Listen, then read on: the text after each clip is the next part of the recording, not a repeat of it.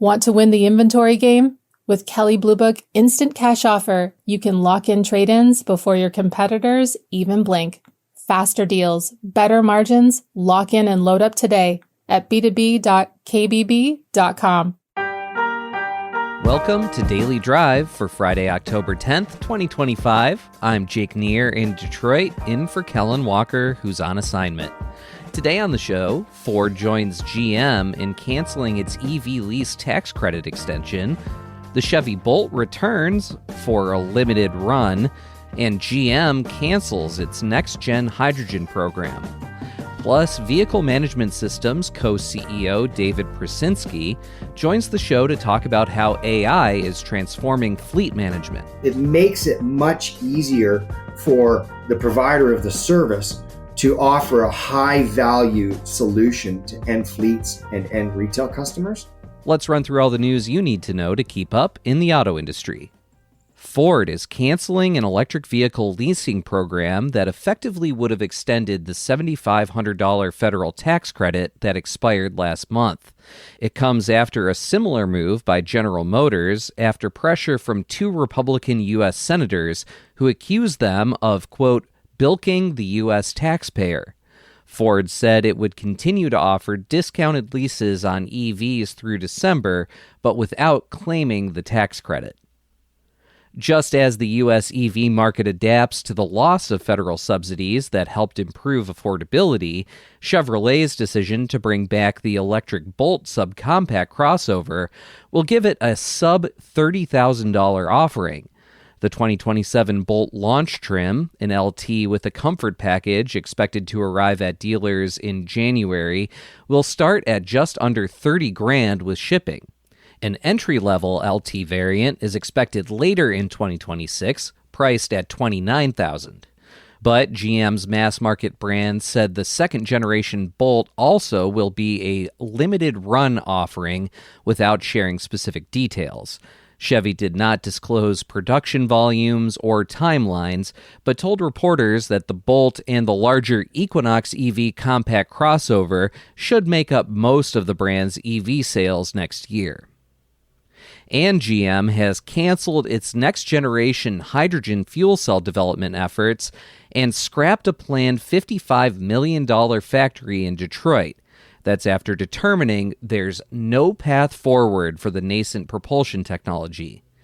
GM said in a statement today that it will, quote, stop work on next-generation hydrogen fuel cell development through its Hydrotech brand. Our sibling publication, Crane's Detroit Business, confirmed with GM that its project with Southeast Michigan's Piston Automotive would be scrapped. And those are today's headlines. You can find more details on all of those stories at autonews.com. Last night, Automotive News celebrated our 2025 Best Dealerships to Work For in Nashville.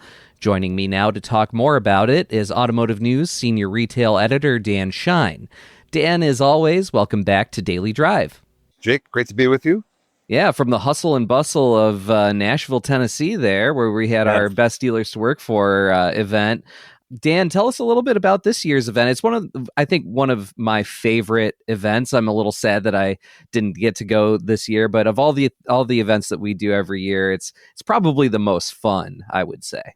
Absolutely, it is. It's a celebration of dealerships, of dealer owners, the GMs, their staff, and of their employees. I mean, the employees are the ones who fill out these surveys and say good things about where they work, and their feedback puts their dealerships there in that room with other winners to kind of be celebrated for all the good work that they do, the culture that they build, and the outreach they do to the community. All the good things are kind of celebrated at the dinner. All right, so who won, and what were the attributes of the dealership that really put them over the top? Well, it was interesting. Capital Nissan of Salem was the overall winner, and they're a new group. They're part of Capital Auto Group, who is no stranger to the Best Dealerships to Work For list. Other dealerships in that group have been on our Best Dealerships to Work For list for many years running. This Capital Nissan is kind of new to the group, but obviously that culture just kind of meshes in with everybody. And so I think they had a good mentors and to show them around. So they're an interesting group, small group, but they're known for kind of really empowering their employees. One of the things we wrote about them is that they have kind of different company credit cards in different departments, and employees are kind of allowed to, if they had a customer who's maybe stressed out, is going to be at the dealership for a while, they can go out and buy them dinner. Or if they've got if someone's got a kid and the kid's crying, they can go out and buy the kid a little teddy bear or something. Yeah. No question that they're really empowered by the managers to do right by the customer without having to ask for okay or approval.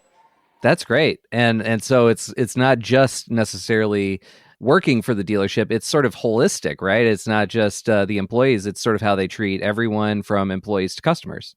Correct. Yes. And it goes out through, I think, the whole kind of dealership group, but at this dealership, in particular, it's, they really buy in. They have a little coin. It's like a little golf ball marker. And one side has the group logo and the other side it says, believe it or leave it.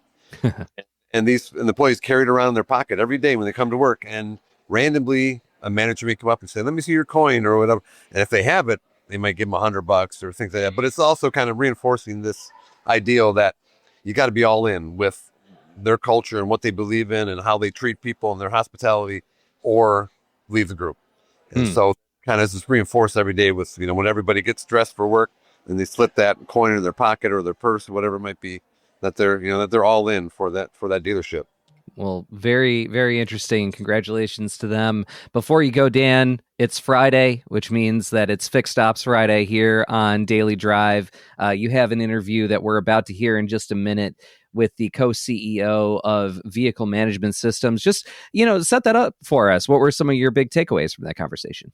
So it's a group that used to be known as EVAI, that we're big into the EV space, using the predictive AI to help them manage fleet operations.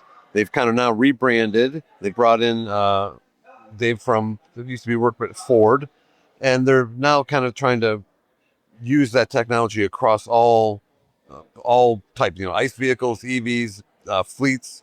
It doesn't matter, and they're trying to help kind of streamline fleet operations for dealerships and independents. So they're kind of very excited about where they're headed. Dan Shine coming to us live, well, sort of live from Nashville, Tennessee, where we just had our Best Dealers to Work For event and awards. Dan, thanks so much for joining us. Jake, always a pleasure. Coming up, we'll hear Dan's conversation with Vehicle Management Systems co-CEO David Prusinski. That's next on Daily Drive. Automotive News Shift podcast brings you the latest on automotive technology, trends, and transformation. I'm Hannah Lutz.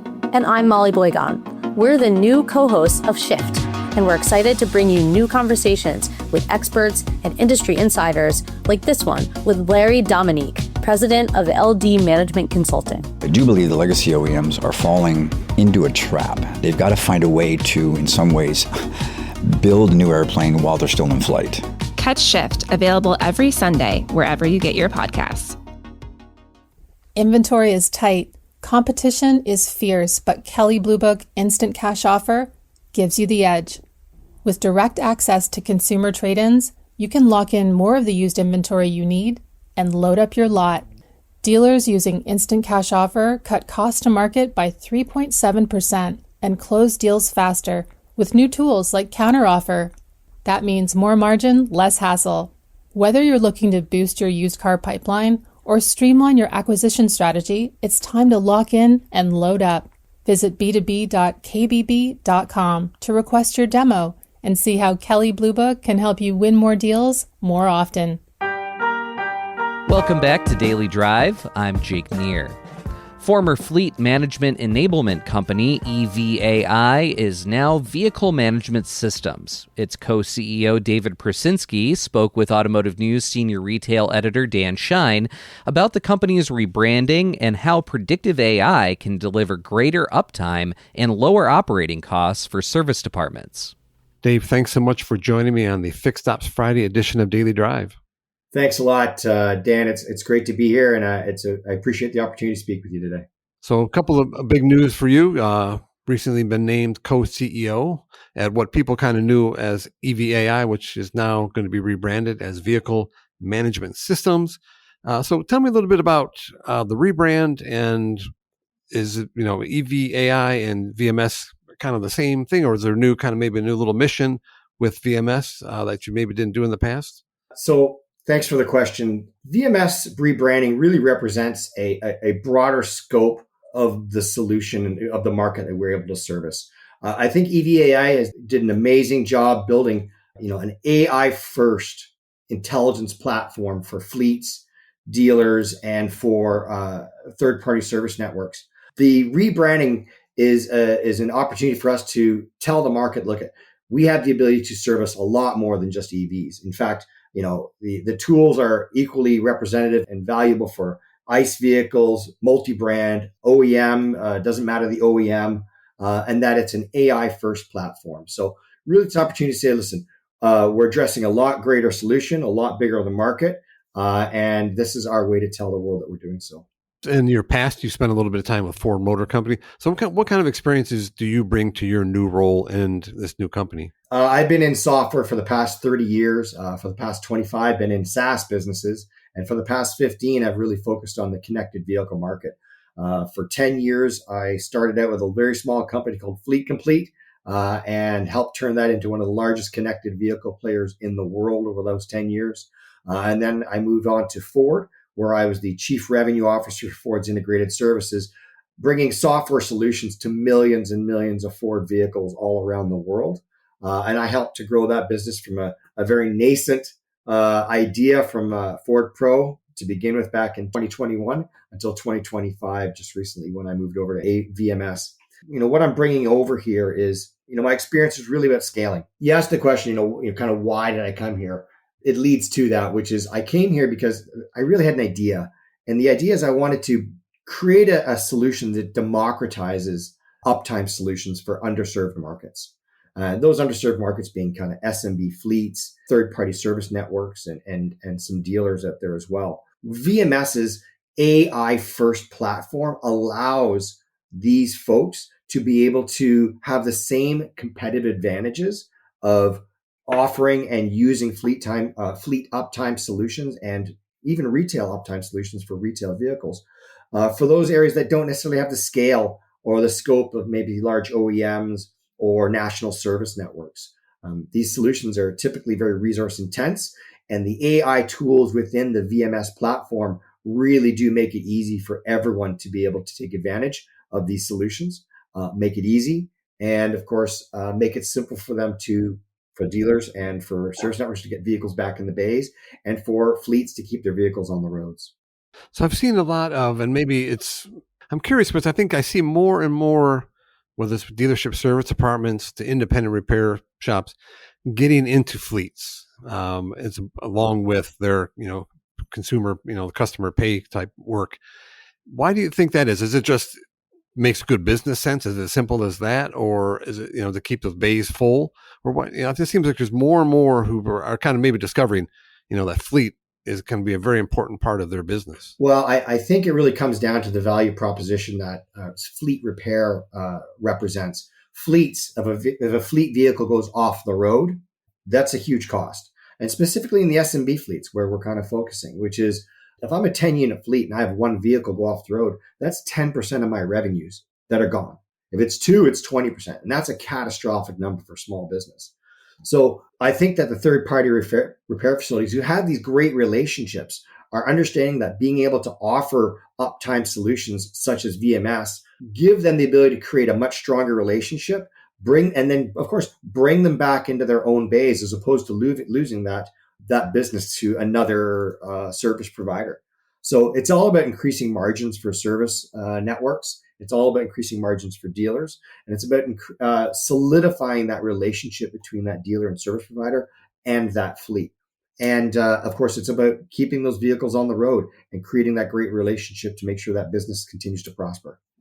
Now, everything these days seems to be about AI. It's AI. My inbox is flooded with the latest, AI tools for everything that we do in this world. And that's, kind of creeping into service and parts as well. I think there's this kind of a slow adoption because it's one of these tools out there you're not quite sure how it works and how to get started and how it can maybe benefit your service department. But kind of tell me the role AI is playing and can play to make a service and parts department, whether, again, it's a big dealer group down to, independent mom and pop, independent repair facility was just, one of them. How does that AI kind of really help them do their job better? Yeah, absolutely. The AI is going to be crucial to helping these smaller players be able to compete. We know that the large folks out there are moving into this realm. They're really driving to create stronger relationships with the fleets that they work with. Our platform, VMS, gives the independent repair facilities and mom and pop shops the ability to have that same. Again, our aim is to democratize uptime and democratize that relationship and create solutions that drive vehicles back into bays. The AI that's inherent into the VMS platform takes away a lot of the heavy lift. It's difficult for small shops to be able to. You don't know what's going on with the vehicle. You don't know where DTC code's gone on. You don't know if regular service schedules have actually been tripped over. And this connection and this intelligent platform allows a dealer to say, oh, look at a DTC has been tripped and or a service scheduling has been done. And then the AI will then actually go off and say, listen, this is a critical thing. And it will alert the driver and it will alert the service retailer, and then create an automatic connection and communication back to help to create and schedule that RO or that appointment for the dealer or the service repair network. So it makes it much easier for the provider of the service to offer a high value solution to end fleets and end retail customers. And again, it makes it easy. They don't have to deploy major amounts of systems. They're not having to put a huge operational or capital expense. And even without all that, they're creating a much stickier relationship and filling the bays of their shops much faster. Of course, post-warranty retention is one of the toughest businesses out there. It's super, super low, specifically at OEMs, and it's low anywhere else. People go where it's easiest or cheapest, but really, people want to go where they have trust. They know that the job will be done correctly and they're taken care of, along with a reasonable price. Dave, exciting times for you and for VMS, and interesting. I think in fleet management, fleet maintenance seems to be kind of a growing trend in service and parts. So I really appreciate you joining me and talking about that. Thanks so much. Thanks very much, Dan. It was great speaking with you. David Prusinski is co-CEO of Vehicle Management Systems. He spoke with our own Dan Shine. That's Daily Drive for today. I'm Jake Neer, in for Kellen Walker. Thanks to automotive news journalists Michael Martinez and Lindsay Van Hully for their reporting for today's podcast. We also had reporting from Kurt Nagel of our sibling publication, Crane's Detroit Business. You can get the latest news on service and parts, manufacturing, and everything happening in the auto industry at autonews.com. Come back over the weekend for our Weekend Drive edition of the show. Our own Larry Velaquette and Molly Boygan talk about the week's biggest news stories, including what a costly fire at a key Ford supplier tells us about the fragility of automotive supply chains. It goes down at probably exactly the wrong time, as Ford and the other automakers are even more dependent on domestic aluminum and steel. We'd love to hear from you. Let us know what you think of the show and the topics we covered today. Send us an email at dailydrive@autonews.com or leave us a voicemail at 313-444-2774. And if you enjoy the podcast, remember to like, leave a review, and subscribe so you never miss an episode.